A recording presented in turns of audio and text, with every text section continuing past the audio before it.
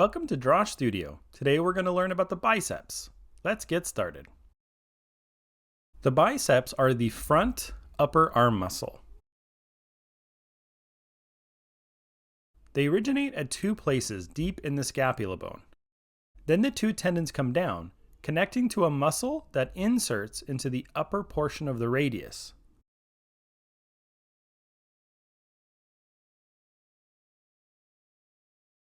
Bicep means two heads.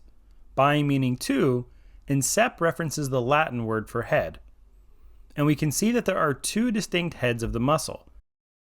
This creates a division between the two heads near the top, which can sometimes be seen on the surface as a line or indentation. But there is also a second insertion for the biceps at the bottom. Another tendon comes down and wraps around the flexor group on our lower arm, inserting into the soft tissue. This second tendon is rarely seen from the surface, but it will add to the function of the muscle. The bicep sits directly on top of the brachialis and covers its front portion. The two muscles have similar functions and will work in tandem, but the bicep on top gets most of the credit because it's the most visible. The upper section of the biceps are hidden underneath the deltoids and pectoralis muscles, so we will never see where the bicep originates. Because the biceps anchors to the scapula and acts on the radius, if it contracts, it will flex the lower arm or pull it up. This action works in conjunction with the brachialis, creating a powerful force to flex the arm. But the bicep has a second function, which comes from its second insertion into the flexor group. If the arm is flexed at 90 degrees and the palm is face down, the bicep will contract to pull the wrist over to make the palm face up again. The palm down position is called pronation. The palm up position is called supination, which makes the bicep both a flexor of the arm and a supinator of the arm.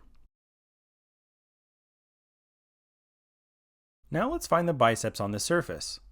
This large shape here is the biceps as it moves over the front of the arm, inserting into the radius and tucking in between the lower arm muscles. And we can follow this shadow here, indicating the back edge of the bicep. We can see a very subtle shadow here, indicating the division of the two heads at the top of the bicep. The top of the bicep is hidden underneath the pectoralis and deltoid muscles. While it isn't clearly visible from the surface, we know there is a second tendon that inserts into the flexor group on the lower arm.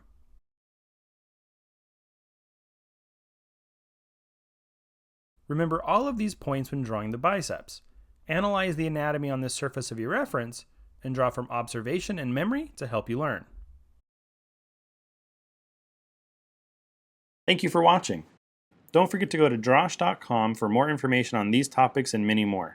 If you want to see more videos like this, like, share, and subscribe, and I'll see you for the next one.